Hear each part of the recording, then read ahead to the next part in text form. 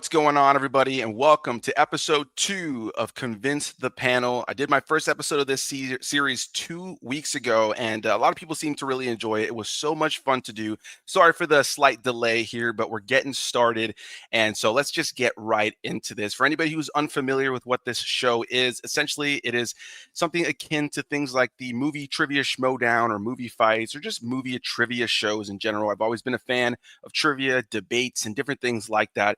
So every time I do one of these, I'm going to have a new guest on to debate one another, as well as having some on for judges support on my side in terms of who is the winner. And of course, we're going to be calling on you guys here and there to also chime in and let us know who you thought won certain debates. So without further ado, let's introduce the judges who are going to be helping deliberate this whole situation alongside me, starting with a man who has literally reviewed a bajillion movies. I met him already when he had already reviewed a bajillion movies, and he's continued to review a bajillion movies, once known as Interpreting the Stars and now known as Interpreting Everything.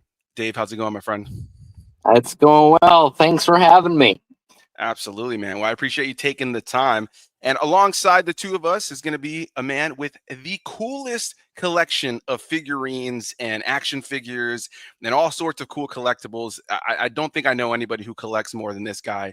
As the one and only Cinematic Tendency. How's it going, my friend? I'm doing well. Thank you for inviting me. I'm excited. Absolutely, man. I appreciate it. And as you can see right behind him immediately, that amazing collection I was talking about. And that is literally probably half of a percentage, half of a half of what he has in that room. It's absolutely insane. Now let's go ahead and get the contestants in here, starting off with somebody who has the same name as I do, Perez. He's actually part of the same Critics Association that I'm at as well, so I actually get to see this guy usually at least once a week at a lot of the movies that I get to cover early for you guys here on the channel.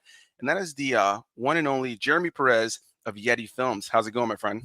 Doing all right. How about you? Doing well, doing well. Thanks so much for joining once again. Also, Jeremy was on the channel a couple months back when we were talking about his upcoming short film, which is pretty exciting. So I'm really excited to hear you debate today. And then last, but absolutely not least, a very close friend of mine who's been here on the channel many times before. We've covered the entire Jaws franchise together. We've discussed the ups and downs of YouTube and depression and all sorts of things together here on the channel. And he actually was most recently, I think, here on the channel when we did the Oscar little kind of live stream watch along party, which was a lot of fun. And that is the one and only Movieman. How's it going, my friend?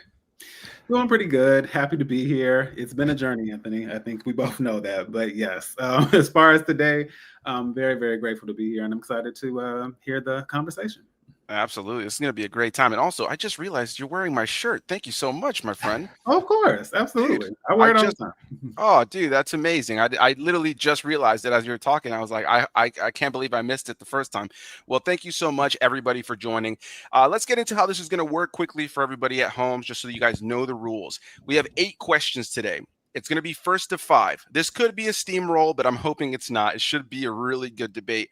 I purposely chose the people who are on today for a very specific reason, because both Movieman and Jeremy of Yeti Films are very well-spoken guys that have a way with words. And so I specifically chose these two because I knew that the debate back and forth was going to be great. And let's all remember this is all in good fun. So here's how it's going to work. 8 questions, first to 5 wins. And we have a 9th question in case it is a tie. That's going to be the tiebreaker question. Each question will be broken up into 3 rounds of debate. First, 60 seconds. You'll get 60 seconds each of them to make their chunkiest portion of their debate and their argument. After that, they'll each get 30 seconds to respond to one another, and then an extra 15 seconds to respond to each other after that. At that point, me and the fellow judges will take turns deliberating, casting our vote for who we thought won that argument. Something to know about what the judges and I are going to be doing is we're going to be leaving bias at the door, and we're going to be picking who we feel made the best argument for whatever they're debating for, and not just choosing the answer that we agree with on paper. Something to also keep in mind, to keep it fair, we will take turns on who starts at each round of questions so that or Jeremy isn't always starting, because that does, of course, give the other person the advantage of hearing the other person argue first.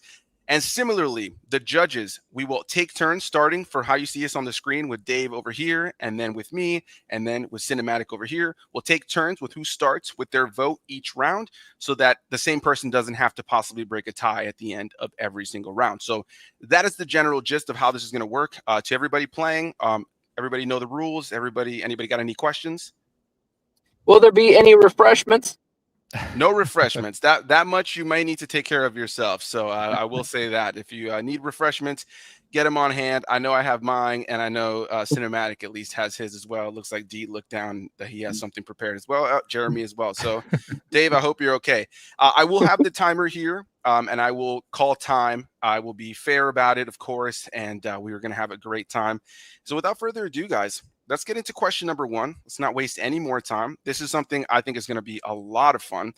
And so, yeah, up first is, what is the best horror film of the last 10 years? D is going to be arguing for a film from, I believe, 2022. It's called You Won't Be Alone. Funny enough, a film I've actually never seen. So I'm really curious to hear you talk about this one.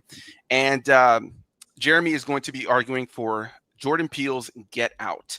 So D, we'll start with you first this time around. 60 seconds whenever you're ready. I should say this too, also for everybody to know. The 60 seconds or the time starts the second that you start speaking. If you fumble your words or you start to mess up, the timer is still going to keep going. So try to recollect your thoughts and keep going. But I won't start the timer until the second you start speaking. So if you need a second to collect your thoughts at the start of every little segment, take that moment. And the second you speak, I'll start the timer. With that said, D Movieman, 60 seconds is yours whenever you're ready. Alrighty. I am here to discuss You Won't Be Alone. It's a Macedonian folk horror film that basically showcases the life of a young girl who is cursed to become what you might say a witch or a shapeshifter. And it's about how through that experience of her living these different lives, she begins to make sense of the world of what humanity is, what it means to be something that is not human and desires to be human. And I found it to be such a compelling film because it pulls no punches. It takes the idea of what a witch is, a lot of the stereotypes and the tropes we see about witches, and it kind of flips it on its head. It explores it from the perspective of someone who has no autonomy and has no consent in the matter regarding being made into this creature. And it's about escaping that curse and trying to understand what it truly means to be human ultimately. And time. All right. All right, Jeremy, 60 seconds for Get Out. All right, so I have Get Out. All great films start with a great screenplay, and this was not only an Oscar-winning screenplay, it was voted the best screenplay of the 21st century by the WGA, which is the Writers Guild of America. This is a cultural moment. It was such a cultural moment in 2017 of psychological horror with spectacular performances and the memes that spawn from this. I would vote for him for a third time if I could, that wonderful line. All amazing things are in this. Jordan Peele's debut film, mind you. It helped usher in a brand new era of horror, along with Ari Aster and Robert Eggers. But inarguably, Jordan Peele's Get Out is the most iconic and best of this new era of horror. From Daniel Kaluuya's and everyone's amazing performances, they are so perfectly cast in this movie, to the ending that defies a bad horror trope and actually inspires hope instead of conventional dread. 30 seconds. D. What I would say is that horror isn't always about cultural impact. Sometimes it's about the films that fly under the radar, the ones that deserve the spotlight but don't necessarily get it. And it's about the films, much like independent filmmakers and films, that hit deeper and that reach deeper in an emotional way and reshapes the idea of what horror is. And ultimately, any film that challenges the genre and reshapes it and desires to tell it in a very different way, I've never seen before. Jeremy, 30 seconds. So with the film you chose, unfortunately, I don't know it, so I can't really speak on it too much. But Get Out did rechange horror, especially in the past 10 years. It is iconic because it changed horror, and it has so many layers to it, and it's also incredibly funny. It's incredible in its horror, in its character work.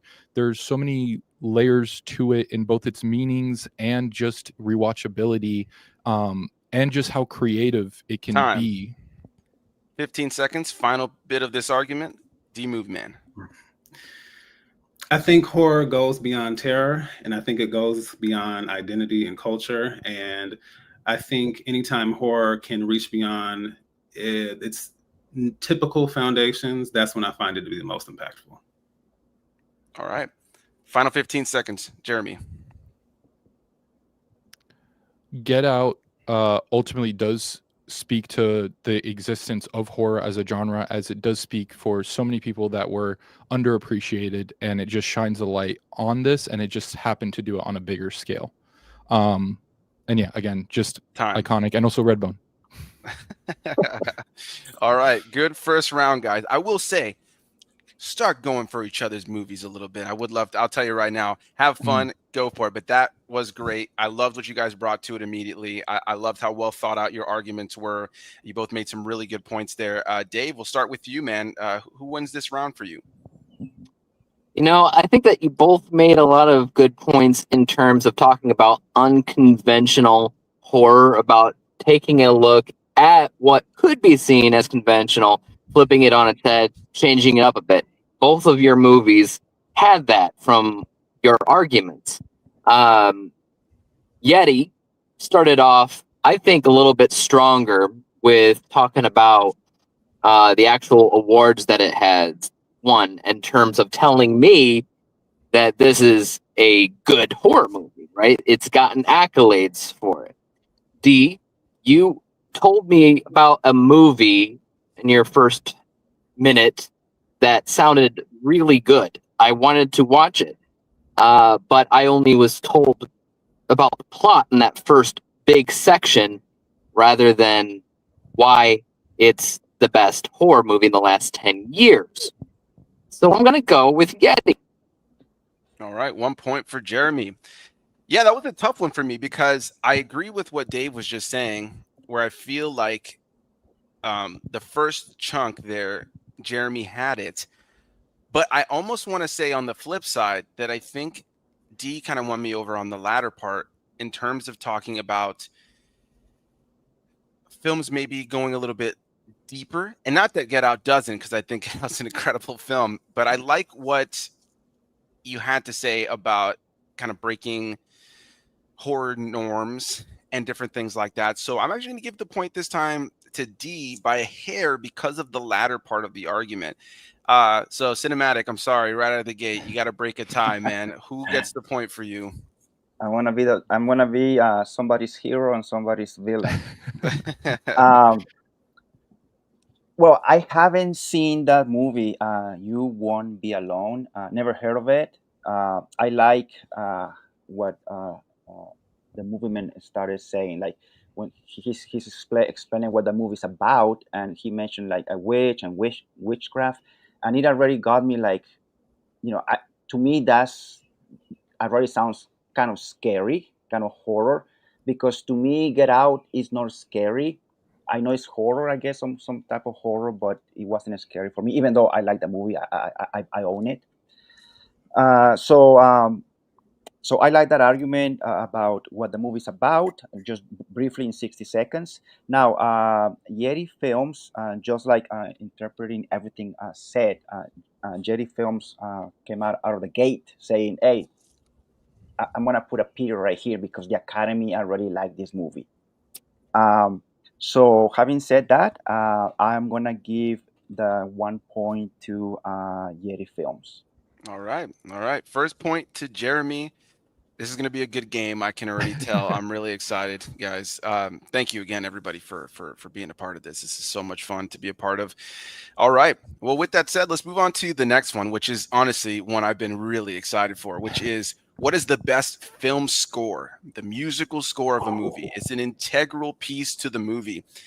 D Movieman is arguing for Memoirs of a Geisha, done by my personal favorite composer of all time, John Williams. But Yeti did not just pick some random film. He chose Dune Part 2 by Hans Zimmer. So, Jeremy, we'll start with you this time around. 60 seconds whenever you're ready. Why does Dune Part 2 have the best musical film score? So for Dune 2, when we talk about the best score, we need to look at more than just the title track or a certain character's theme or two. So sorry to John Williams specifically, but we need banger after banger after banger. And in Dune 2, Hans Zimmer is at the absolute peak of his powers. In a film that is the greatest depiction of a space opera, in my opinion, this score matches the massive and meteoric highs of the bombastic epics, and as well as the elegant and romantic and poignant softer moments with its deeper themes, to underscore the romance that has ripples across the galaxy, as well as honing in literal battle cries and making it musical, is insane. And it even depicts the murderous planet of the Harkonnens so well, all through its music. You can clearly tell each part and of this galaxy just through the music alone. And honestly, this music is going to outlast lifetimes due to its impact. Time. All right, D, whenever you're ready, the floor is yours. 60 seconds. Yes. So as was said, John Williams, along with Yo-Yo Man, is Zach Perlman. I have to say, what's impactful about this film score is that it changed the way I heard film. You can see film, but changing your ear for film is very, very different. It's a very elegant, restrained, and very emotionally rich score. And as visually stunning and brilliant as the film is, I just found that it was a film where the music stood out the most to me because it was illustrating the character's plight, her thoughts, her journey, her conflicts, her struggles, and even just the world of the geisha and how fragile and how disruptive it was and chaotic and all these things. And so I appreciate it because it was something very different, even in tracks like Brush on Silk, where they highlight the Japanese instrument, which is called the koto. And they go out of their way to make that world felt within, not just seen. And it's a world that no longer exists. And I feel like when I listen Time. 30 seconds. Jeremy.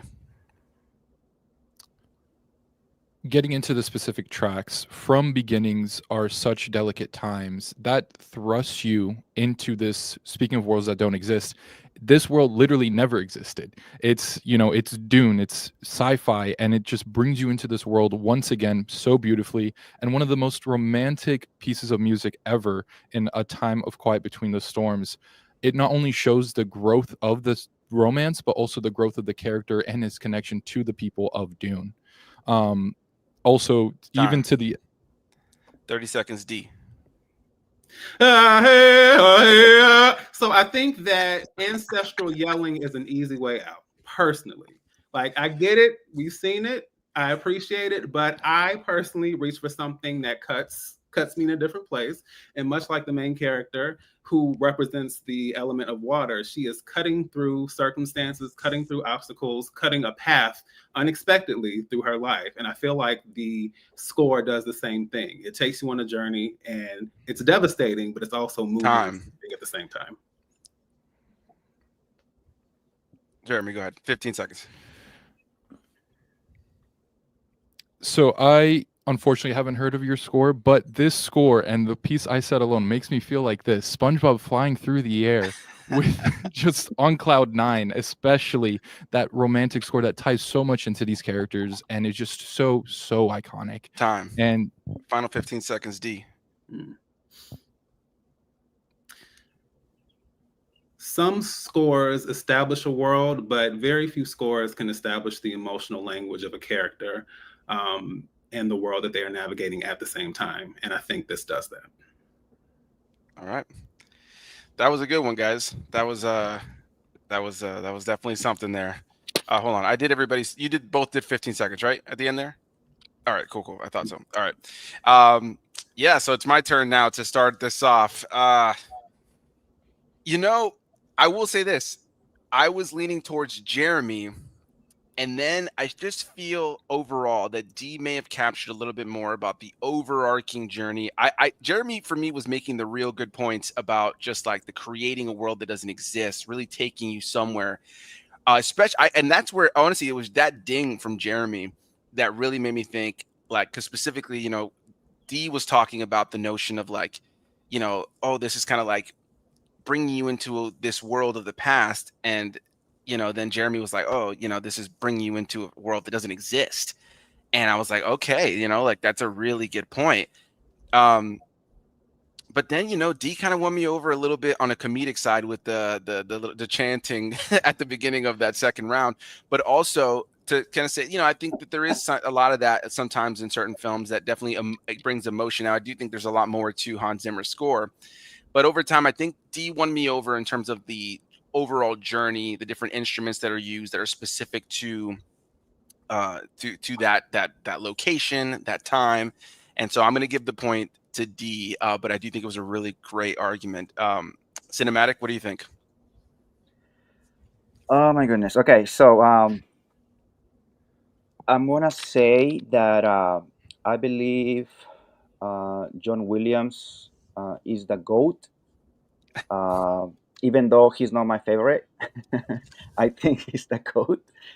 Um, but having said that, I like the case that the Movieman uh, made, especially the first 60 seconds, because the musical score of John Williams for this movie, Memoirs of a Geisha, it affected him how he like he said at the beginning, it affected how sees a movie, but also how he hears a movie.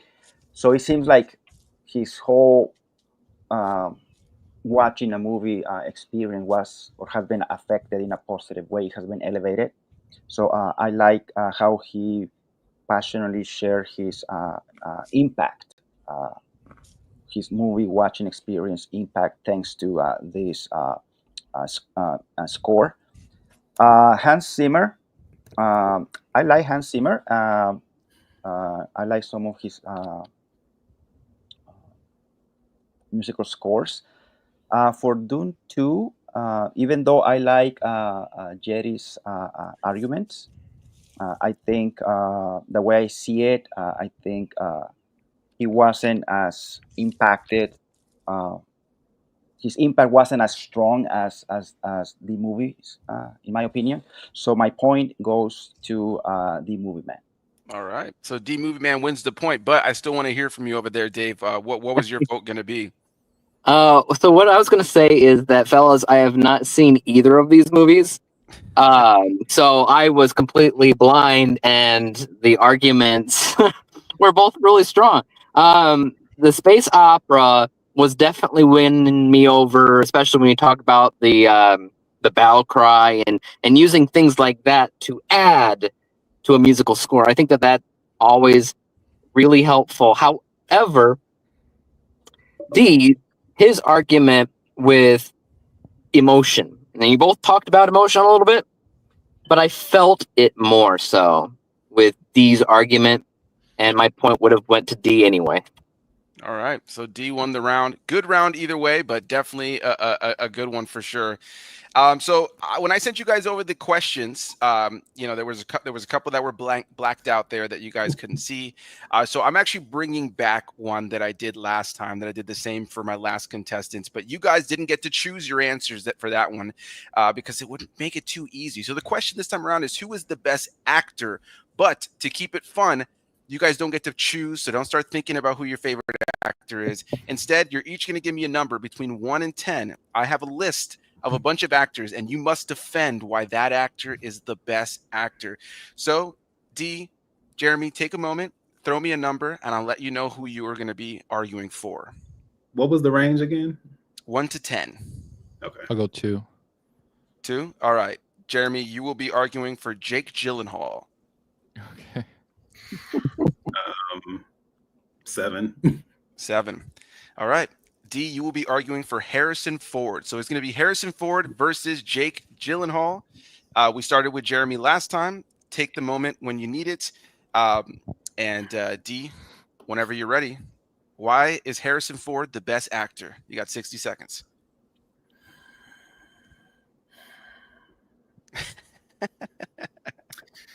Okay. So I think Harrison Ford is one of the best actors because he has quite literally helped contribute to the changing landscape of film. Think about Star Wars, think about Indiana Jones. Just those two franchises alone have had such a significant impact on film in ways that people will never forget, and likely had a greater impact on the industry as a whole, considering like the big budget, tentpole blockbuster films that we saw. He was a big part of that to begin with. And then seeing his evolution from films like that to films like What Lies Beneath or The Fugitive. And I feel like he's an actor who always, The Age of Adeline even, I feel like he's an actor who always knows how to evolve with the era. Even when he's still playing Indiana Jones, I feel like even outside of that, he knows how to make his mark in any type of film. And I think he's been around for several decades, and it makes sense why. All right, Tom, you hit it right on the money too. All right, 60 seconds. Why is Jake Gyllenhaal the best actor? Jake Gyllenhaal is the best actor because he is so versatile. I mean, you have him in this weird eccentric role in Okja, which I actually just saw last night, with this amazing voice. You have him in Brokeback Mountain with such a soft-spoken and heartbreaking performance. You have him in that one Taylor Swift music video, which he's actually really good in. You have him in Prisoners, in which he's playing this detective, this hard-nosed detective who wants to find that kid. And you have him in Spider-Man, when he plays Mysterio. He's actually one of the better villains post Endgame for the MCU. And Harrison Ford just isn't that versatile. You have him as either a grump or a gruff and actiony guy. He can do it when he's old, he can do it when he's younger, but it's kind of always the same thing, just slightly reskinned. So to me, versatility speaks volumes, and I think Jake Gyllenhaal, especially in comparison to Harrison Ford, has that in spades. You got 9 seconds. You want it? Jake Gyllenhaal, the GOAT. Okay. I mean it. All right. Okay.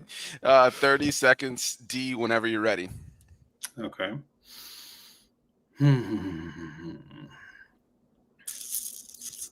Let's see.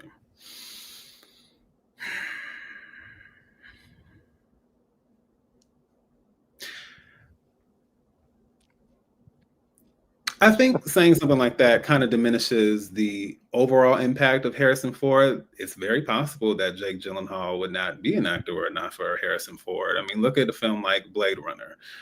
Look at Apocalypse Now. Like, he has been a part of some of the biggest films in film history. And that paves a way for actors like Gyllenhaal to be where they are today, whether they like it or not. All right. 30 seconds.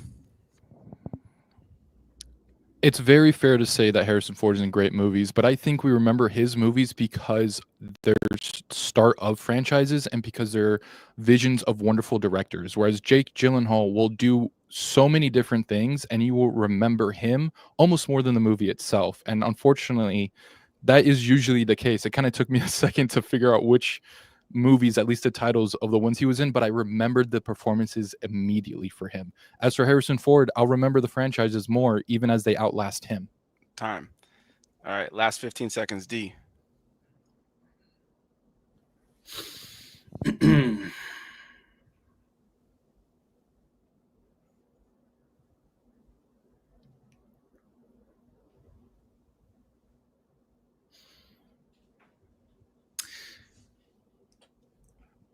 Even if they do outlast him, he is the foundation. He is the blueprint. He made it all possible. And we can talk about what will outlast him, but if he wasn't there, would it be where it is now? I'm not so sure. All right. Jeremy, final 15 seconds. I think with Harrison Ford, he is going to be much more replicatable as opposed to a Jake Gyllenhaal, who is much more of a chameleon. And I think, to me, at the end of the day, if you're talking about greatest, you have to be as versatile as a Jake Gyllenhaal. Harrison, I love you, but it's not quite the same. Time. All right, that was a good one, guys. I could tell both of you. I love these questions. I did last time I did it, and I love it now because you guys aren't prepared. I could see the brains scrambling, trying to find the best way to tackle this argument. Cinematic. Oh, by the way, I just want to quickly say, on a fact-checking level, your co-director popped in here to say Oh no. that he was not in a T Swift video Sorry, that was Dylan O'Brien. I thought of it immediately. Whoops. So we have to throw the fact check in there. Alyssa Roman popped in, who was a guest here on the channel not too long ago. We also got some comments saying Brokeback Mountain is pretty sweet and Jake's range. But anyway, with all that said, cinematic. What are your thoughts on this round? Who do you give the point to? All right, before I say anything, Brokeback Mountain. I haven't seen it, but it's gonna be back in theaters. I think next week or something. Yeah, like that, yeah. right? Yeah. Anyway, okay. Good arguments from both of you guys, Yeti and the Movieman. However, the way I see it, both of you gave examples from each actor, but the way I see it, I think Jetty films gave examples that were more, that were like stronger or more specific of how versatile Jake Gyllenhaal is, and so my point is for Yeti films. All right, 1 point for Jeremy. Dave, where does your point go this time? This is such an interesting question. My head, if I were asked it, I know what I would go straight to. I would be talking about Harrison Ford myself, because he's an iconic dude who's been in a million different movies that we've all seen and have heard from before. I'm personally disappointed that when you were talking about Harrison Ford, D, that you weren't talking about his one-liners, because he's known for so many different one-liners that I can't say the same for Jake Gyllenhaal. But Yeti, Jeremy, you make a lot of good points that I didn't think you would about being the range and having performances that are indeed incredibly memorable. I think that you were probably right in terms of Harrison Ford being probably a little bit more recognizable right now, because he started so many years ago, basically, in the start of these iconic trilogies, and he's just been kind of riding the fame from that ever since, and has been pretty one note. So I'm gonna have to go with Jeremy. All right, so Jeremy wins the point. Yeah, I was gonna go with Jeremy too, but I do think it was a really great thing. I think the Harrison argument seemed to have been leaning a little bit too much into his impact and less on his acting. But I do think those were two great arguments. And so, yeah, here we go. Jeremy May I say wins something? that. Yeah, go ahead. No, just to add about Jake Gyllenhaal. I mean, that dude, he was great in Nightcrawler. And then for Southpaw, he's a boxer. So he transformed his body. He looks like a boxer. I mean, like his range is unbelievable. It's almost like Christian Bale, changes his physique according to whatever role they're going to be playing. Yeah, for sure. If only Jeremy had brought that up, but he did win the point, so it doesn't matter. It doesn't matter either way. I knew I was missing a big one.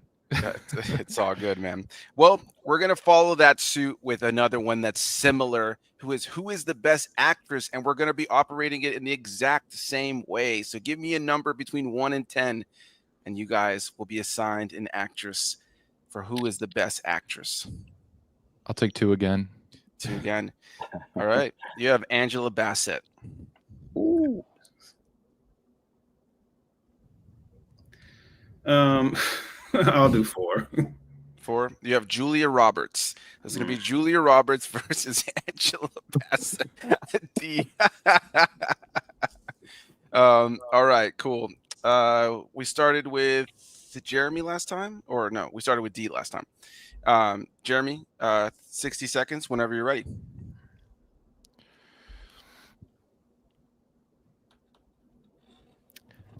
Do you know how good of an actor and actress you have to be nominated for an Oscar for an MCU movie? I mean, you talk about the acting skills of a person. In an MCU movie, you're getting nominated for that and almost won. It's kind of insane.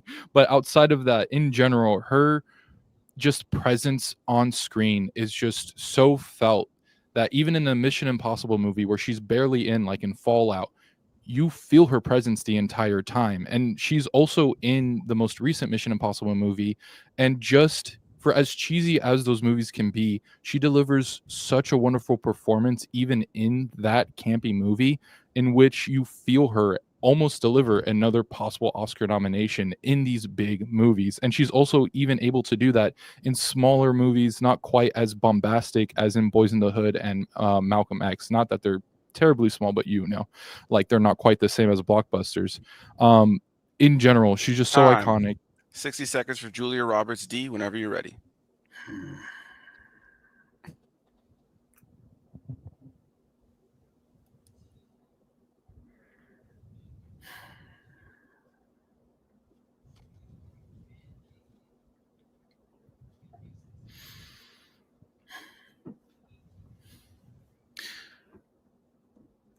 So I think when we think about Julia Roberts, we think about an actress who has really broke the mold, especially when we think about 90s films, when we think about romantic comedies. But if to go all the way back, Julia Roberts made her mark in a film called Still Magnolias, where she plays Shelby, and she received a Best Supporting Actress nomination for that role.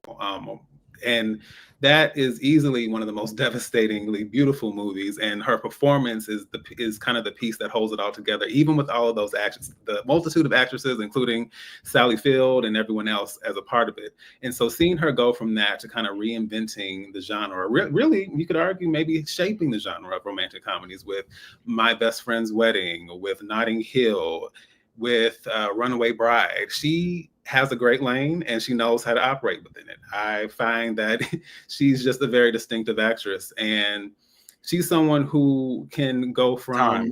Yeah. 30 seconds, Jeremy.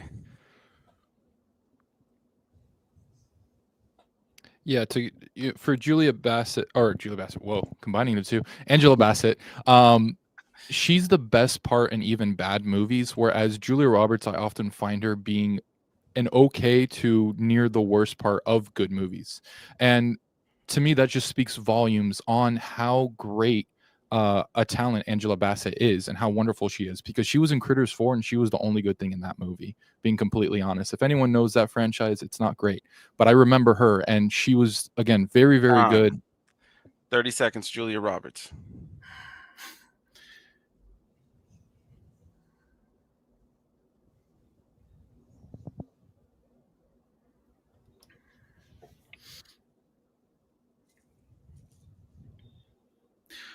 What I can say about Angela Bassett is that she is a great actress, but I find that she always is reaching for the stars with her performance, and I think subtlety is not her game, whereas Julia Roberts can kind of find her lane between comedy, between drama, and romantic comedies, and kind of interweave her way with her performances in a way that feels like it's doing something somewhat different every time. Like there are levels to the way that she acts, whereas Angela Bassett is always going to be 10 every time, and sometimes we just need a 6 or a 7.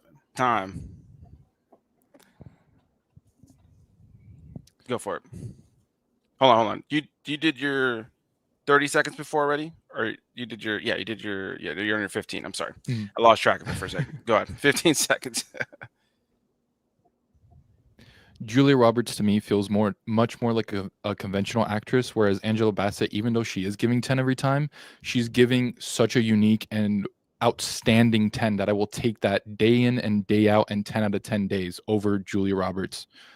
Subtle, Time. sure, but okay performance. 15 seconds. Last part of the argument for Julia Roberts.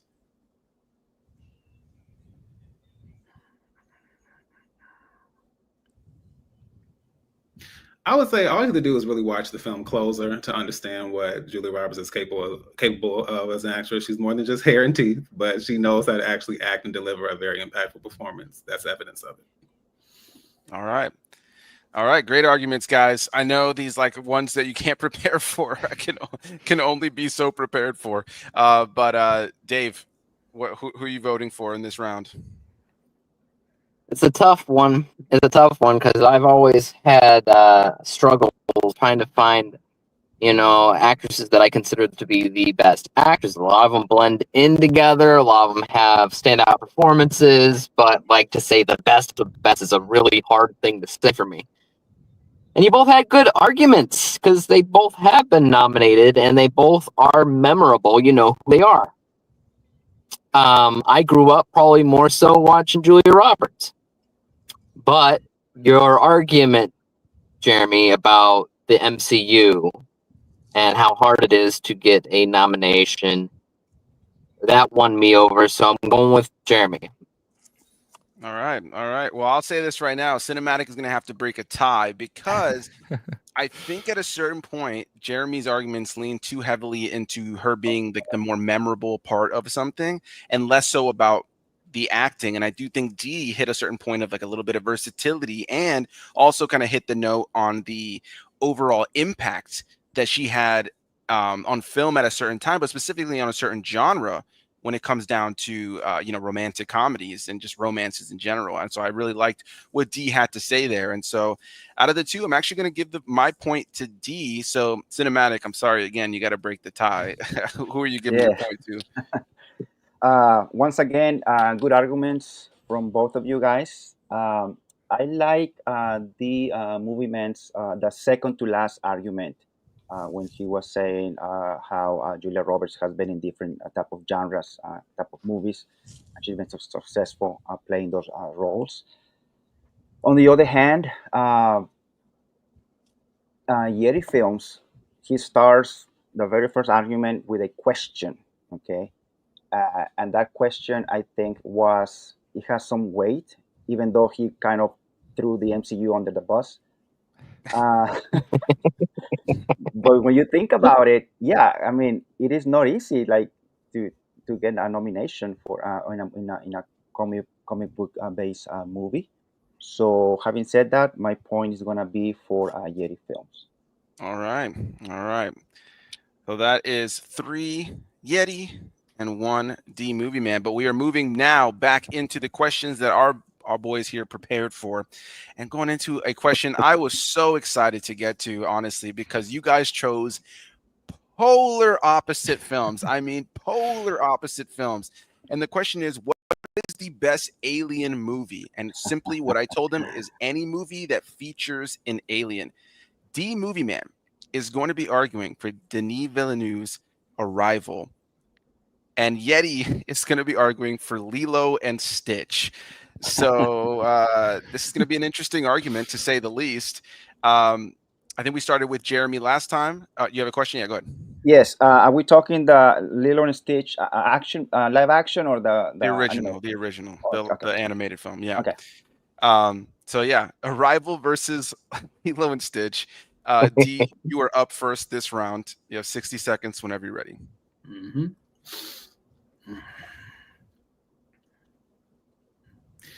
I would say Arrival is one of the best sci-fi films because it's not just about aliens. It's not about war. It's not about survival. It doesn't fit the typical narratives that we see when it comes to aliens, but it's about communication. It's about time. It's about language. It's about how one reshapes the world through the way they choose to communicate and actually understanding and seeking to understand rather than attack, and seeing the greater benefits and consequences of that, seeing how those choices can reverberate into the future. And I love the fact that the aliens are not enemies, they're not villains, but they are messengers. And the twist is something that is devastating on a more emotional level. It's not something explosive, but it says so much about how the world can be changed just through language, just through communication, and how you choose to see people who are very, very different than you in a way that can change not only your life, but theirs as well, the entire world. All right, time.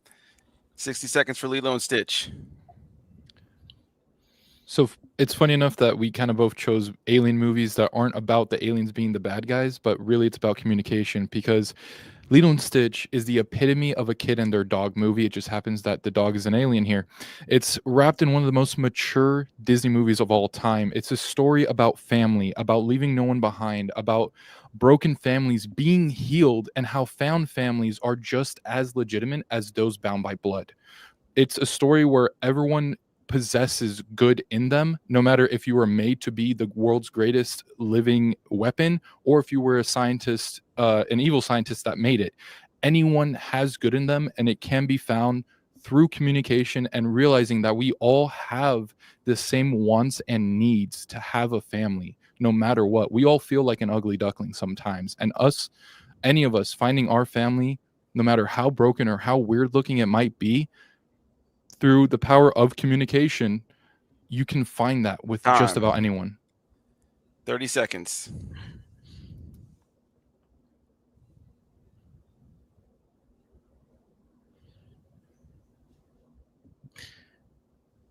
Lilo and Stitch has its merits, but it also is coasting on the remnants of an era that, preceded it in a very impactful way. We're talking about the Disney Renaissance. Lilo and Stitch was on the latter end of that, and it's not surprising that not long after it kind of kind of fizzled out. But Arrival is a film that is talking about reshaping the world through language and time, and also how language can make us or break us. It can literally change the world. And Time. yes.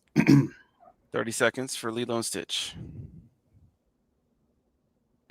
Lilo and Stitch stands on its own as its past or its post Renaissance, but also it's a beautiful take on Hawaii with the watercolor backgrounds. It's giving its own energy and beauty and art and culture on the big screen in such a beautiful way with this found family story.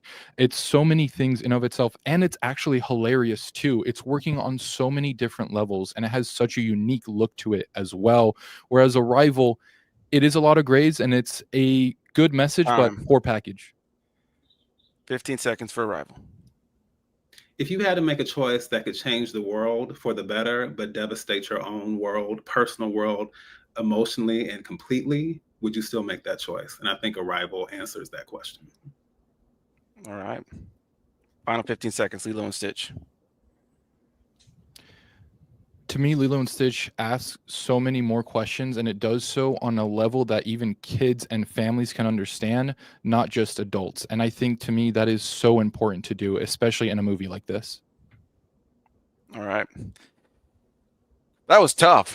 I'm not gonna lie. You guys both made really good arguments, man. I was struggling there because you both had, funny enough, I said at the start here, you guys chose two polar opposite films, but as you guys were arguing it, I'm thinking, oh my God, these movies are so similar. There are similar qualities, but they are so different. I do wish the two of you guys would have talked a little bit more about the filmmaking, right? Because I think that there's like so much to the filmmaking or the sound design or the music of your guys' films that you guys didn't even touch on. It was more about like the thematic elements, which are of course a huge part of it. On one hand, I like what Jeremy has to say about goodness and about like kind of like this story that can be widely kind of appreciated by adults and kids. But I feel like D for me made a little bit more of the argument for like why his film maybe had a little bit more of like the deeper question, and so I'm gonna give the point personally to D, but that was a tough one for me. That was very, very hard. Cinematic. What do you say? Well, first and foremost, well, I need to get it out of the way. None of you spoke about the real best alien movie, but that's okay. Which is it? Which is what? I know, right? No, actually, I don't know because I'm between Alien and Aliens. But anyway, but it depends on the day. I like both arguments. Yeti film, you really spoke like really went like digging into Lilo and Stitch. Like family and culture and all these other aspects that sometimes most of us maybe don't pay much attention to, or maybe they just go over our heads. And the movie man, I like how you also went a little deeper, as that the movie is not only about aliens and humans, but it's also about communicating, learning the language. I think you also spoke about language and time, and you said that Arrival is a little bit more than just aliens and humans. It goes a little deeper. I like both movies, and I also agree with Anthony that nobody spoke or made an argument regarding the aesthetics or the making of both movies. And also, I'm surprised that Anthony didn't say that he has a tattoo of a Stitch on his leg. I do have a tattoo of Stitch on my leg. I didn't want that to muddy the water here. I wanted to keep it. I have Stitch on my leg, riding on the back of Venom, and Stitch Oh, has both of his nice. guns out. It's pretty dope. I can't lie. Yeah. But yeah, I didn't want it to muddy the water. And well, but to wrap it up, I'm gonna say that my point goes to the movie man. All right, so D wins the point, but Dave, let's hear your thoughts on who you think should have won that. Yeah, I mean, you guys pretty much hit it on the nail in terms of saying that it was a lively discussion. You both made good points. I never thought in a million years that I would sit here and be like, yeah, it could be Lilo and Stitch over Arrival. But you made a lot of good points in terms of the deeper meaning behind everything. However, you also talk about, I don't know, the aesthetics of, I don't know, Hawaii. I don't know. So I believe when it comes down to a better Alien movie, I think the person who spoke the most about the alienness about everything, we D Movie Man, that's where my points go to. All right, so D was the one that you would have given the point to. I will say, are you guys having a little bit of choppiness from Dave as well? I don't know if it's just on my end. You guys A too? little bit. A bit, yeah.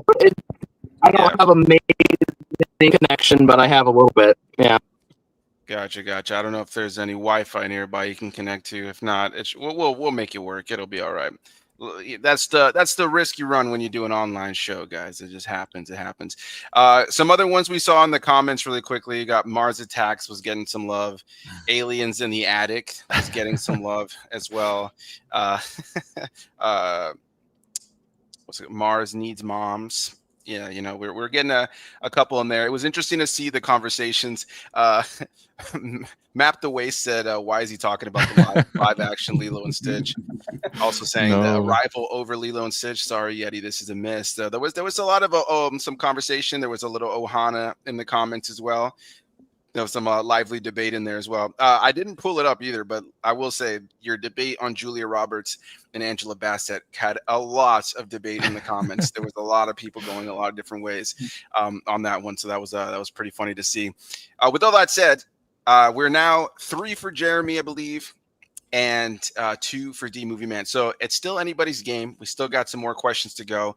Moving on now to the next question. This is also one that I think is really interesting because you guys both chose 2 very different films. And that is, what is the best comic book movie ever made? And D is going to be arguing for Blade, which is obviously the original film with Wesley Snipes from the 90s. And then Jeremy is going to be arguing for Across the Spider-Verse, the sequel to Into the Spider-Verse that just recently came out in the last couple of years. So I think we started with D last time. Jeremy, you first this time. 60 seconds whenever you're ready. Across the Spider-Verse is not only the sequel to one of the greatest comic book movies of all time, but it also improves it upon it in every single way. And not only is this the best comic book movie, but it's also one of the best animated movies, which deserves more respect, and just one of the best movies of all time. And you look at why people like comic books, it's because of the vibrancy and the dynamic nature from panel to panel. And the true way to capture that is in animation. And the way this movie does it, just like how it was in Into the Spider-Verse, it changed the game for animation. It really, you see that ripple effect, especially from the first one, and they just refined it even more in this one with some of the text on screen, with some of the Jack Kirby bubbles. But not only that, you get wonderful and deep characters, and plentiful characters at that, with wonderful storylines. And it sets up what is hopefully going to be a wonderful third movie in that trilogy, which is just all that you want from a comic book movie, right? It's an ongoing story with amazing, memorable characters that also just has something to say about the comic book. All right, 60 seconds. So before we had an MCU, before we even had something like X-Men, Spider-Man, all of those, we had Blade. And Blade changed the game because he came along and he brought all of his swagger and all of his intensity and all of his edge to a role, into a character that studios really weren't sure that audiences would accept. We're talking about like R-rated, genre-bending, not your typical superhero, bloody, gory, violent, martial arts, like superhero, all those things wrapped into one. And like beyond just like an origin story, you could just see that the character handles business. Look at that opening scene. That is an iconic scene. The scene with the blood rave, and then boom, they part the ways, and Blade is there. Like that image is etched across everyone's brain in some way or another. And so the fact that not only was the fact that he's a black lead, but he genuinely helped establish what we see as the MCU today. It wouldn't exist if it weren't for Blade. Time. All right. 30 seconds. Across the Spider-Verse. Across the Spider-Verse, you have actual you have actual meaning with the actual comic book community, in the sense of the canon with Miguel O'Hara, right? It's an actual commentary on actually what's the online talk about comic books. You talk about iconic with Blade, the iconic scene of the spider chase with all the Spider-Men chasing after this glitch and someone who's not supposed to be Spider-Man, when the lesson is anyone can be Spider-Man. It's so dynamic in its storytelling as well as visually. 30 seconds for Blade. Okay.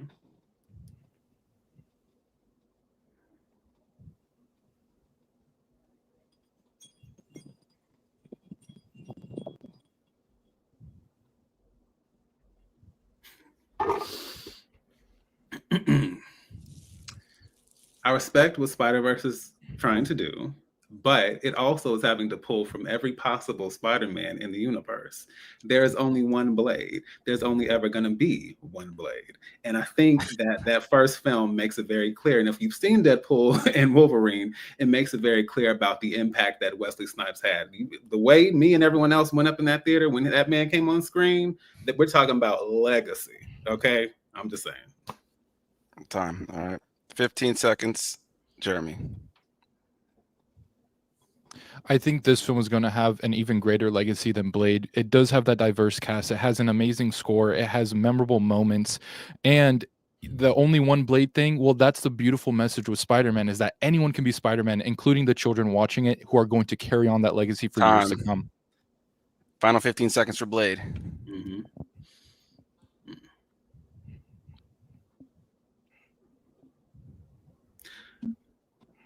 All I'm going to say is never forget who put you on first. And Blade is a film that didn't ask for the spotlight. It earned the spotlight. It did it in a way that no one expected. And that character continues to be popular for a reason. That's it. All right. That was a great argument, guys. Well, you guys both brought up some really good arguments.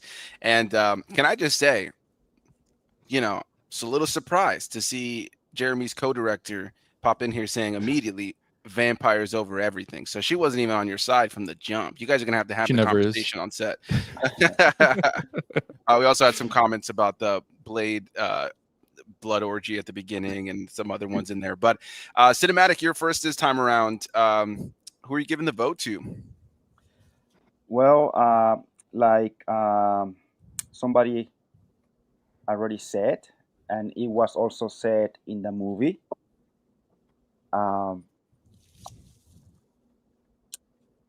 Deadpool and Wolverine, there is only one Blade. I like that argument that, yeah, there's only one Blade, there's only one character, and everything is based upon him. And that movie has endured the test of time because, like somebody already mentioned, that scene with the blood, like the opening scene of the movie, it is memorable. And it's been maybe 25 years or something like that people still talk about that. People still talk about the soundtrack. On the other hand, Spider-Man Across the Spider-Verse, I like that argument that Yeti Films said. It has a very good story. I like that argument as well. But I'm gonna give my point based on the arguments that the Movieman said about Blade. There's one Blade, and he's been carrying this genre. And personally, I believe that it's a little uh, unappreciated, and everybody. This is not you guys. Everybody praises Black Panther and forget about the one blade. Anyway, All right. my So point one goes to point the for movie, man. D Movie Man. I will say really quickly, another one of Jeremy's friends popped in here, John DeMarco, to say there is Vampire Spider-Man. So it's possible that Alyssa was talking about that vampire. I will say I'll take back what I originally said. Dave, you were moving around a little bit there. I'm assuming to get a little bit of a better connection. Can you hear everything okay? Yeah, here and there. I think I caught a majority of it. All right, cool. Well, then who's your vote going for? Well, so I've only seen bits and pieces, I want to say, of Blade. So, like, I understand the arguments, but at the same time, I don't know. So, I always saw Blade as, yes, he's a comic book character, but he's not a superhero. But I guess it doesn't matter. But I like the arguments there.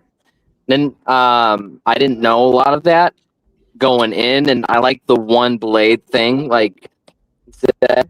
But I also like with the Spider-Man comment that he brought back against that yes, there is one blade, but that's where you can respect that anybody can be Spider-Man because they have multiverse, so it's respecting the fact that these characters existed, and it's paying homage to them while also carrying on the legacy.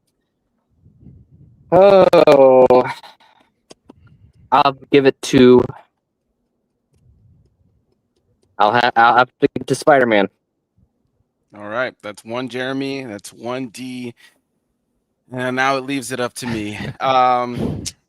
Yeah, that was a tough one for me, man, because you guys both made really great arguments. On one hand, I think Jeremy made a great argument for why it's about anybody can be Spider-Man, why it's just it's a visually beautiful film that really honors the comic books, that it's got so much style and the sound design and all that kind of stuff that you praised was really great. D, though, I think made some really good points about it, what it really did in terms of setting the path before it was even known that you could set a path like that. It's like it's just one of those movies that wasn't trying to be a part of anything. It was just a movie being made to be a good movie on its own. One thing I would have loved to have seen D argue towards a little bit more was that Jeremy's film is not complete. Like it doesn't have an ending. I would have loved to, if you would have made that ding, I think it would have made my job here a lot easier. But I'm still torn because I think you both made really good arguments in terms of impact, in terms of just overall style. You both talk to the style of your film, which are completely different kinds of films, but the style is 100% there. Like there's so much about Across the Spider-Verse that's just badass, but then there's just something about Blade that's just like sexy, like in terms of just overall feel and vibe of it. So it's really tough to say. But when I think about just like who really like nailed not only the themes, but also like the overall like impact of the film, I'm gonna give it to D for Blade. And honestly, my personal favorite of the two is Across the Spider-Verse, but though this is a very subtle, just by a hair. But that ties us now, man. We had Jeremy here with a nice little, thick booty lead, and now, I see D over there going like, here comes Perez with his random analogies. But yeah, you had a nice little lead there. But I got to give it to Blade by the slightest margin. So that's now 3-3. We're tied, guys. Still anybody's game. Go ahead, Cinematic. Just two things, one for Yeti and one for the Movieman. Yeti Films, I'm no, I don't want to say surprised, but I just like you didn't mention that Across the Spider-Verse is one of a kind when it comes to the style of animation. As far as I know, that hasn't been done before, other than the prequel. So that's pretty unique, and I love the way that movie looks. I saw it in theaters. I sat really close to the screen. It was beautiful. It was beautiful. And for the Movieman, which Blade movie is your favorite? Oh, the first. The first. All right. Yeah. I prefer the second, but the first one is good too. And I was gonna say it's hard because I love what they did with the second, but I also it's a tough one. Yeah, that was definitely a good argument. Quickly, just a couple of comments. We got Howard the Duck was the real first Marvel hit. Of course, we all know that movie just blew the box office up. Sin's Corner popping in to say I love Vamp, so Blade would have been my win too. Somebody else popping in here to say not the thick booty lead. I'm gonna start using that. thick booty Jeremy for the win. Yeah, anyway, I didn't expect that. I don't know why that came out of my mouth. I'm not gonna lie. But I've anybody told who you this knows, before, Perez, like anything involving that part of the body, like it recurs in your vocabulary regularly. I told you this. You didn't believe me. I mean, hey, sometimes you just got to say the off-color stuff, man. Well, depending. I mean, not I'm not important too much off-color. But anyway, moving on to our next question. This is an interesting one. This should be a really, really interesting one. The next question is, who is the best director of all time? And so with D is going to be arguing for Park Chan-wook. And of course, he's directed films like Old Boy and tons of other fantastic films. But then Yeti, Jeremy, is going to be arguing for Steven Spielberg. So it's going to be Park Chan-wook. I messed that up. Park Chan-wook versus Steven Spielberg. I believe, Jeremy, we started with you last time, right? Yeah. So we're going to start with D. 60 seconds whenever you're ready for Park Chan-wook.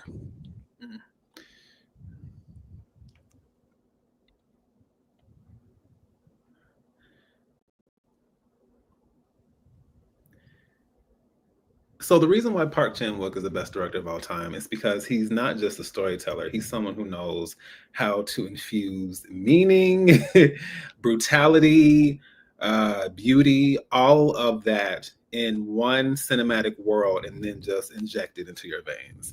His films just don't, they pack a big punch and they don't hold back. And there's still a beauty and elegance to it that leaves you breathless. I think about Old Boy and how it's a fairly simple film. Like it's just a tale of revenge. The guy is going and he's trying to, pay this person back, take down the villain, get the girl, and you think, okay, everything's good. And then you get to the end and is the ultimate devastation, like the complete unraveling of someone's mind, will, heart, spirit. And the fact that he knows how to do that and put it in one complete package that way, I think is masterful. All right. 60 seconds for Steven Spielberg. Steven Spielberg is undisputably the GOAT of cinema. He is one of the most versatile filmmakers of all time, the inventor of the blockbuster, winner of 2 Best Directing Academy Awards, nominated another 7 times, from being able to scare away people from the pool, even with Jaws, all the way to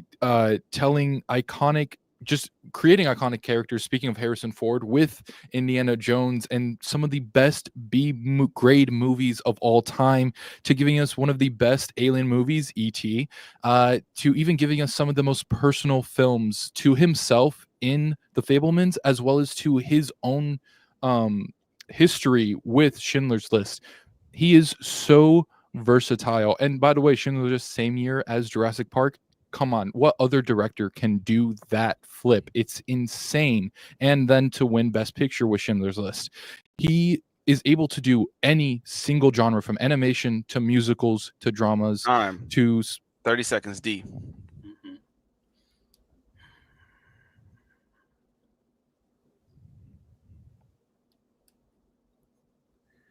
So for starters, I hated The Fabelmans, so that probably wasn't the best film to mention in the argument. However, I would also go so far as to say that range isn't just about genre hopping. I think it's about emotional scope, and I think that for him, that is the range. You look at Old Boy, and then you look at The Handmaiden, and then you look at Decision to Leave, and there is this emotional scope and this emotional journey that you find is both beautiful and terrifying. And they all have these distinct visions of these characters and these worlds, but they don't necessarily have to hop and vary in genre.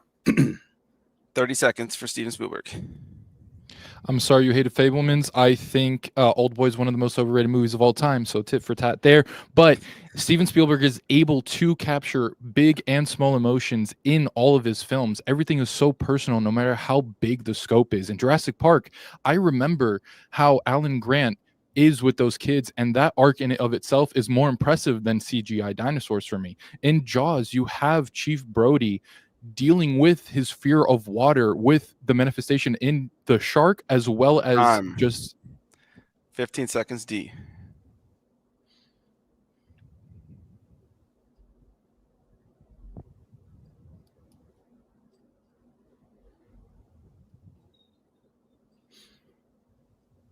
If I want to watch big budget films with animatronics, I can just go to Universal Studios. However, a film like Old Boy, that's a film that lingers. It stays with you long after the TV, the theater is turned, is closed. Time.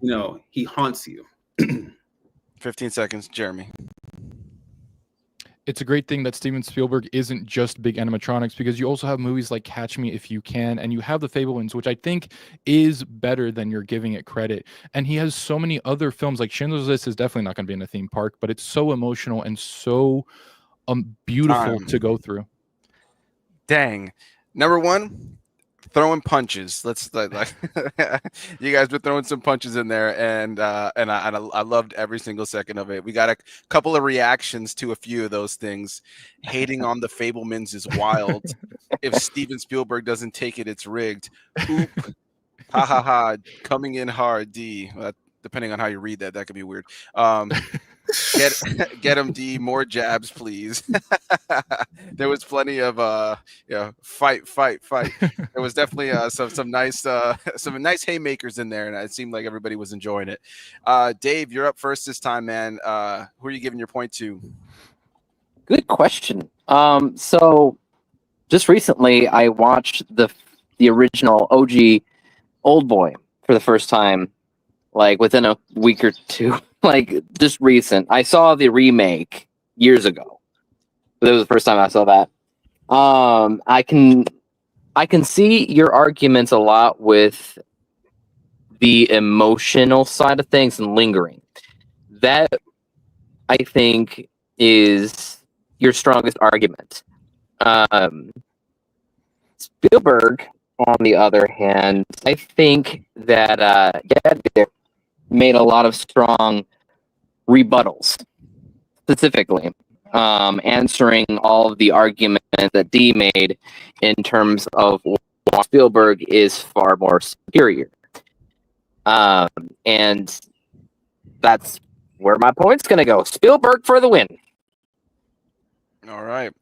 Yeah, I'll just go ahead and say I'll rip the Band-Aid off. I think Jeremy made a better argument for the overall versatility of emotion, of the theme park elements, but also the story dynamics and the different kinds of stories that Spielberg can do. I think that D made some great arguments there for why there's like the films that his director are known for are like so memorable, which is so true. Like the ones that are popular from him aren't just popular, they're like so popular, and for good reason. But I do think that Jeremy just hit it on the nail on the head a little bit more in terms of that overall range, versatility, especially bringing up, I was hoping you would bring up the invention of the blockbuster, which you did, but also the of course the 1 year he released 2 massive films and wins Best Picture for one of them. I think that's definitely something that you definitely got to mention. So my point goes to Jeremy. So he wins this round, but Cinematic, I want to hear your take still. Yeti Films, he did the same thing that he did for the best horror movie in the past 10 years. Like when he talked about Get Out, his first comment was he was mentioning the accolades of Get Out. So he did the same here for Steven Spielberg. He also said, and this is my favorite argument, he said that Steven Spielberg is very versatile because he has pretty much directed every single genre of movie that there is. So I'm gonna give it to Steven Spielberg. I'm gonna give it to Yeti Films. He's the GOAT. He's not my favorite, but he's the GOAT in my opinion. So yeah, that's it. All right. So yeah, Jeremy wins that round, which means we're going to what could be our final question. And I just want to quickly say to my contestants, thank you so much. You guys have been a blast to listen to argue. Both of you guys are so knowledgeable about film And if you guys want to hear more from these guys, if the game ends right after this question, both of these guys have great YouTube channels, Movieman and Yeti Films, where they review film, they talk about film topics, they talk about just cinema in general. I put these two guys against each other on purpose because I love their channels. I love the way they talk about film. I love their passion. And I think if you're watching this, all of that is clear. So whoever wins today, we're all winners still. But we have one last question. If D takes the point, though, there is one final surprise tiebreaker question that neither one of them are prepared for. But if Jeremy takes the answer, then Jeremy wins. The final question here, possibly, is who is the most overhyped actor currently working? D is going to be arguing for Pedro Pascal as the most overhyped actor currently working. And Jeremy will be arguing for Michael B. Jordan as the most overhyped actor currently working. So with that said, I think Jeremy, you're first this time. Yeah, I think D went first last time. Yeah. All right, Jeremy. 60 seconds whenever you're ready. Why is Michael B. Jordan the most overhyped actor currently working? Michael B. Jordan is an attractive man. We can all agree on that. I think that's really what he has all going for him. He's an okay actor. He's a serviceable actor. However, you take away the hotness and you are left with someone who is more of a plug and play guy who can be played by so many other actors around the same age. In his movies where he's the lead or he's one of the leads, for example, Creed, I'm left going away with much more of an emotional impact from Sylvester Stallone and Tessa Thompson. From Sinners recently, I'm left with a much more emotional impact from the ensemble cast around them. He has a good performances in these movies, sure, but it's just, I'm not going to remember him. I'm remembering everyone else in those movies. Even in Fruitvale, I think I'm much more impacted by the story around it and by the characters around him and the craftsmanship of Ryan Coogler, which is a major trend in his films, than him actually being in it. And even with Killmonger. 60 seconds, Pedro Pascal. Say what you want to say, feel how you want to feel. Saying that Michael B. Jordan's performance in Sinners was anything less than brilliant is a problem. However, my point is Pedro Pascal has been thrown into every possible franchise: Mandalorian, Last of Us, Game of Thrones, Wonder Woman, and he is always the weakest element of it. I understand he's a good-looking guy. He has charisma, he has personality, but what does he really give? Where's the dimension? Where's the range? Does his face move? Does his body movements move? Is it all just this one general aesthetic? Is it always stoic? Is it always placid? Like, I feel like Pedro Pascal just gives star because he can be a star in films, but he's not an actor. You got 10 seconds if you want it. I really like his facelift, though. All right, 30 seconds for Michael B. Jordan. For Pedro Pascal, I honestly think he does good voice work in Mandalorian. In Materialist, I think he plays that role so perfectly. Yeah, it's stoic, but it's a quiet stoicism that works amazingly. For Kingsman, he is anything but stoic. He is an amazing cowboy in that movie. As for Michael B. Jordan and Killmonger, one of the most overhyped villain performances of all time. It's insane. And yeah, he's just a hot guy that has okay performances, honestly. All right, time. 30 seconds.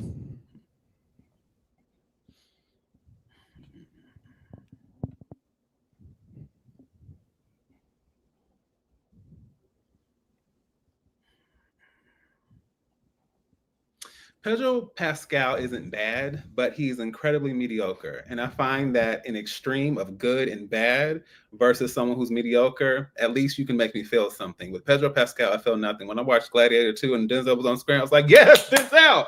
When Pedro was on the screen, I was just like, oh my gosh, why? How much longer is this movie? He gives me nothing, no inspiration, no feeling. It doesn't work.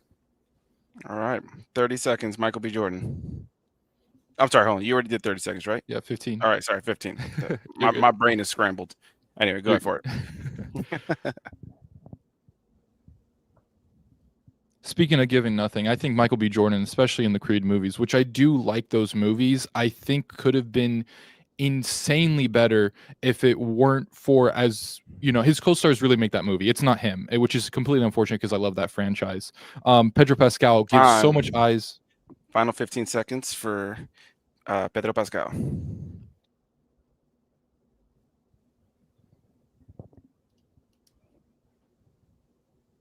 Even when Michael B. Jordan has been consistent in the past, I feel like Sinners took it somewhere else. A dual performance brings so much emotional weight and intensity. When has Pedro Pascal brought any of that? He's likable, but I don't feel anything from him as an actor, and that's a problem. Time. All right, dude, that was a great argument. The two of you guys went off. The comment section was loving it. We have did you see that popping in here to say I don't even need an argument? Pedro Pascal overhyped 100%. As soon as Jeremy started speaking and said that all Michael B. Jordan has going for him is attractiveness, we instantly got some Yeti, that's blasphemy, crazy take immediately. Then once D started popping off, Alyssa pops in here to say, go off, D. There was a lot of back and forth in the comments. Say that again, D. There was definitely a lot of arguments. So I thought that was a really great round. As far as my vote for this one, I am truly going to give it to D. I think D spoke more to why Michael B. Jordan is a better actor overall and why Pedro Pascal is maybe the more mediocre. Mind you, I like both of these actors, but I do think that D spoke more to that a little bit. And at a certain point, I felt like, Jeremy, you kind of repeated a couple of beats there. But Cinematic, where are you putting your vote? Well, I am with you regarding that. I like both actors. However, recently I've been I don't want to say disliking, but I'm liking a little less Pedro Pascal for the reasons that Dee mentioned. Like he is pretty much everywhere recently. We just saw him in uh, obviously Mandalorian. He was in Narcos. He was in this other Last of Us. He's gonna be in the movie Eddington coming up soon. He's gonna be in Fantastic Four coming out next month. He was in the Tales, what's the name? Crazy Tales or whatever. Freaky Tale. Freaky Tales. And in every single movie, he looks the same. Have you guys noticed that? He doesn't shave, same haircut, everything. He looks the same in every single movie, every single series. Unlike Michael B. Jordan, he actually, again, like when I was talking about Jake Gyllenhaal, he changes his body. Like we saw him in as Killmonger, and then on the next movie, Just Mercy, he's a lawyer, and in the movie, he goes into a maximum security prison, and he has to undress. And I was like, all of his gains were lost. He lost his gains, and then he got again those gains back for Creed. So this guy, he's a better actor, I believe, because like he transforms his body according to that whatever role he's doing. Anyway, I'm gonna give that point to the Movieman because I think he mentioned like how much Pedro Pascal is in every single thing, and it's a little overhyped. But that's my take. So my point is for the Movieman. And that ties the game. That means we're going into the tiebreaker. I you know, like we went into the tiebreaker last time around too, and I wasn't sure if it was going to happen today, if somebody was going to steamroll the other one. I'm almost expecting one of these shows, somebody's going to be sitting here sad, like I'm going to watch their face just defeated as somebody just blows past them. But I'm so glad that this has been this back and forth, because we had Jeremy with that thick booty lead, and now here freaking, you know, you got D catching up with the thick booty catch up. You know, I don't know if that works the same way, but Dave, let's hear your thoughts on that round. By the way, even though the point already went to D. Yeah, it would have gone to D from me as well. I think the main thing that it was for me was that Jeremy, you did repeat a lot of the same beats. I mean, you both did. Jeremy mentioned how hot Michael B. Jordan was over and over again. But D, you also mentioned how I feel nothing from him over and over again. However, the main thing that bought me is basically the same thing that Cinematic said, and the same thing that I was thinking before you said it, and it is that he's in everything And yes, he does look exactly the same. Everything. And it's getting kind of old. So yes, I would give it to D. All right. Yeah. By the way, Jeremy, just to really touch on here, I mean, Michael B. Jordan is a very sexy man. So, I mean, that is a very good point to make, to be honest. All right, guys. So we're moving into the tiebreaker question. It's going to operate similar to the best actor and best actress one, where I had you guys pick a number between 1 and 10. And so this is going to be the one for the win. And again, I just want to say a big thanks to everybody who's joined here today, interpreting the stars, or used to be interpreting the stars. I'm still used to that. I'm sorry. Interpreting everything. Cinematic Tendency, D Movieman, and Yeti Films. 4 great channels filled with 4 different types of discussing film of all kinds. The link to them are down below in the description box. If you are looking for more channels for all your movie related stuff, check these guys out. I mean, they all provide something different and cool. I loved having them on. I'm really grateful to all of you guys taking the time. But this is the one for the win. And whoever wins, it's all in good fun, as I said before. The final question is, what is the best franchise? And again, you guys don't get to choose which franchise you are defending today for the final point. Give me a number between 1 and 10, and you will be assigned that franchise. You must then argue for that franchise, whether you believe it or not. All right, got to give me 2. Got to stick with it. All right. You were getting The Lord of the Rings. I'll take 10. You're getting James Bond. All right. So, Jeremy, you can start off this last question. 60 seconds whenever you're ready for Lord of the Rings.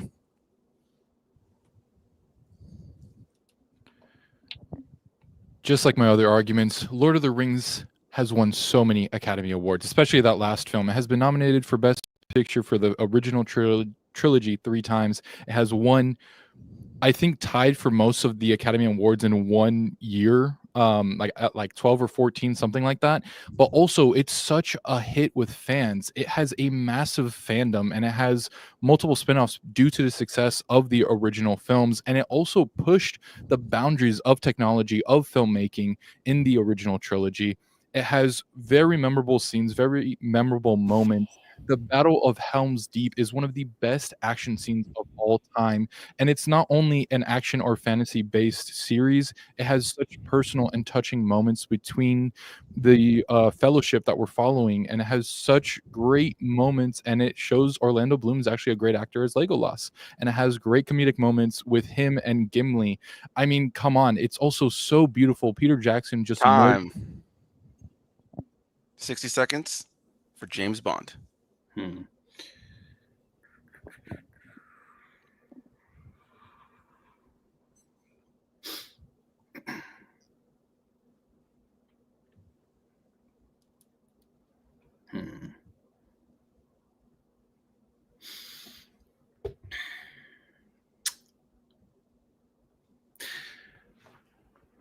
Considering the declining quality of the Academy Awards, I suppose one could take that with a grain of salt. But if I'm going to go with that, I will say that the Bond franchise has won multiple Academy Awards as well. Sound editing, visual effects, it's had its own mark in the industry as well.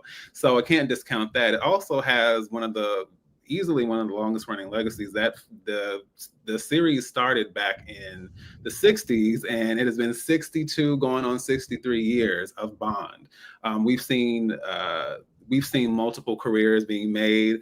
Sean Connery, Pierce Brosnan, Daniel Craig. I think it's a film that is built on sophistication, intensity, and it never feels like it's trying too hard. And it really sticks to the tone that was established by the original author when it comes to Bond. It's a film that always impresses me and always thrills me in ways I didn't know were possible. And the actors and the visuals just bring it all together.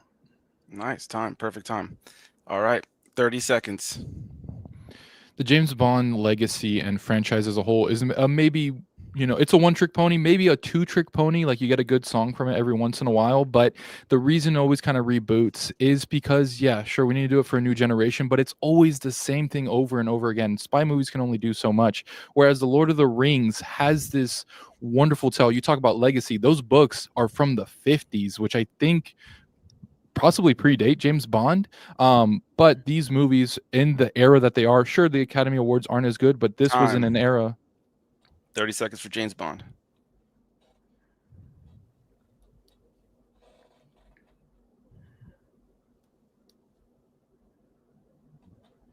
I think Lord of the Rings is already an easy sell because it's fantasy. Fantasy is escapism at its finest, and it's always something to be immersed in. It's elves, it's dwarves. I mean, it's easy. I mean, it makes sense why it's popular, but I also think that with James Bond, it reshapes the idea of what spies are, what the world looks like with people with James Bond in it. I think that it kind of goes out of its way to really push forward visually and aesthetically what the world of spies really looks like. And I think with its casting and its aesthetics, it always comes through. 15 seconds, Lord of the Rings. Lord of the Rings is more than escapism. It says something about the world that we live in, and it also gives so many people something to look to. It gives you meaningful things to not go for the ring, right? To go for friendship instead, because that's the true thing that we should all be going for and should strive to be. 15 seconds for James Bond.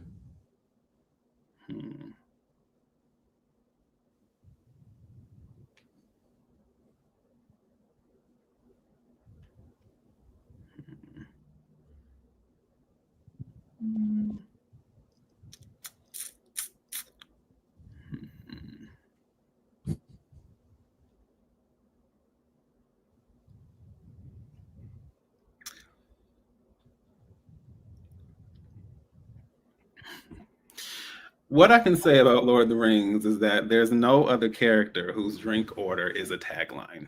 When you think of James Bond, when you think of the theme, when you think of the aesthetics, it's something that's memorable and it's something that lasts and doesn't have to do it with fantasy. All right. That was a good last round. There was some punches thrown. There was some interesting. People were enjoying it, you guys were definitely entertaining the viewers. Again, man, the second you brought up Academy Awards, I mean, your co-director popping in and say Academy Awards don't make good movies, and then shortly after, John DeMarco saying, D said, so you want to talk about awards. But there was a lot of love for Lord of the Rings. A lot of people saying that Lord of the Rings is an easy win. And so that was definitely an interesting conversation. I will say, neither one of you in either one of your arguments brought up, except for Jeremy bringing it up for the James Bond franchise, neither one of you guys brought up the iconic music. The fact that you never brought up the score for the Lord of the Rings kind of surprised me. So I am very curious. But Cinematic, you're first this time as far as picking your vote. Who are you voting for? Okay, I like both arguments. The Movieman, I like how you mentioned the longevity of the James Bond franchise. I don't even know how many movies are out there. I know there's a bunch of different Bonds, James Bonds. So you brought that out. You mentioned also some of the Academy Awards that franchise also has. Over here with Yeti Films, you mentioned also the Academy Awards and the record that the Lord of the Rings has with nominations. I believe I want to say 11. You said 10 to 14 or something like that. I want to say 11, but don't quote me. But it's up there. It is up there. I like how you mentioned that the Lord of the Rings is more than just fantasy. Like it also reflects the way that we live, and you didn't mention that's because J.R.R. Tolkien he wrote it, and he went for more than just fantasy. Anyway, so having said that, I'm gonna say James Bond, you shall not pass. My point is for Jerry Films. Okay. All right, Dave. What about you? Who are you giving the point to? Tough one. Jeremy, I am disappointed that you didn't mention, like as a diss to James Bond, that the earlier years had some overtly problematic sexual harassment things going on with James Bond, with the women. That would have been a good dig in general. And D, you, I love James Bond and everything, but you started off your argument dissing the Academy Awards and then saying yours won Academy Awards as well, which kind of cancels itself out, in my opinion. So I'm going with Jeremy. All right. And like that, Jeremy wins episode 2 of Convince the Panel. That was a great showdown. Honestly, I'm so glad you guys narrowed that down, because I was still over here thinking, like, who am I going to give the point to? Because I was pretty torn on that one, honestly, to be completely honest. But Jeremy wins. Jeremy wins. This was so much fun, guys. I really appreciate you guys taking the time. Genuinely, you guys were both giving fantastic arguments the entire time. I loved kind of seeing you guys come out of your shell more as the arguments went on, and getting a little bit more feisty with one another. Made it a lot of fun. Funny enough, the Valencia Film School is in here saying that our students make better films than Bond movies, which is rather funny. We also got a for Frodo in there as well, and congratulations to Jeremy. So yeah, I really appreciate you guys taking the time. To everybody who watched, thank you so much. Convince the Panel will be back again soon with a new lineup of judges and contestants. But I want to take this moment, like I do every time, to open the floor up to all of my guests so they can just plug what they got coming up on their channel, anything that they want to let you guys know about. So Dave, we'll start with you. Anything you want to plug coming out on Interpreting Everything, or that has recently come out? Well, Interpreting Everything, I just posted a ranking video of not the Final Destination movies as a whole, but the top 10 kills throughout the entire series. So that's up on there right now. I don't really have current plans, but I am trying to change the channel a little bit so that it's not just movie reviews like I used to do, but more along different things like that, like those types of rankings. Because before that, I also did rank some casting choices throughout the years of Superman movies, for instance. So, yeah. All right. And I should also say, again, the links to all of these fantastic gentlemen are down below. Cinematic, anything you want to plug coming up on your channel? Yesterday, I went to see 28 Years Later, so I posted a 60-second out of the theater reaction about that movie. Earlier today, I went to Target and I saw this. I thought about you. Not like earlier today, because I didn't know you back then. But when we were talking about Spider-Man into Across the Spider-Verse, so I went to Target this morning and I saw this Across the Spider-Man. Spider-Man Across the Spider-Verse sets of 6 different figurines of that world for $60. So I did a 60-second video about that. Anyway, and next week I'm planning, God willing, to see F1. So most likely I am gonna do like a short video about it once I watch it, and that's pretty much what I have planned so far. All right. Sounds like a fantastic. That works. That sounds great, man. And then D, anything you got coming up on your channel you want to plug? Yes. So as of late, I've been getting a little deeper. Well, first, let me say, hey, everyone, this is D Movieman, fellow cinephile, popcorn addict, and emerging film critic, coming to you with reliable recaps, reviews, and reactions. And that tagline is the summation of everything I do over on my channel. I love discussing films. I love discussing, reacting to the occasional trailer. I love recapping, some series here and there, doing rankings and things like that. And I also do it through a personal lens. So it's about the entertainment, but it's also about the deeper impact, as you can tell from some of my answers during this debate. So yes, please feel free to check me out. Let's see, last 2 things I did: Bring Her Back, Out of Theater Reaction. I reacted to 2 different trailers for the Gilded Age, which would be coming out this Sunday, and I'll be recapping the entire season, like I've done for the past 2 seasons as well, season 1 and season 2. So check that out. I did a reaction to the Wicked for Good trailer as well. Very excited for that. Also, also did a review for Mike Flanagan's The Life of Chuck, which is a very unique experience. And the only thing coming up is 40 Acres. I had the chance to catch an early screening of that, and that was a very gratifying experience in a lot of ways. And I would say just out of that, just stay tuned, because channel's undergoing a little bit of a transition, and I am just trying to delve deeper into what I truly love about cinema and beyond just the review piece. So we'd love to have you. Awesome. That's great stuff on all these channels, it sounds like. And Jeremy, Yeti Films, you're last, man. You are the winner of today's show. Anything you got coming up on the channel that you want to plug? Yeah, for sure. First of all, thank you guys for this. This was really, really fun. D, good game. I thought you had it, not gonna lie, but thank you to all the judges. Thank you to everyone. Thank you, Anthony, for putting this on. As for Yeti Films, I have my F1 review out now. I have a mini review for Elio. I have the short film coming up, if I may, which you brought up earlier, Anthony. So shout out to Alyssa, who I think would have voted against me every single round, it seemed like, due to the comments. But thank you to everyone watching.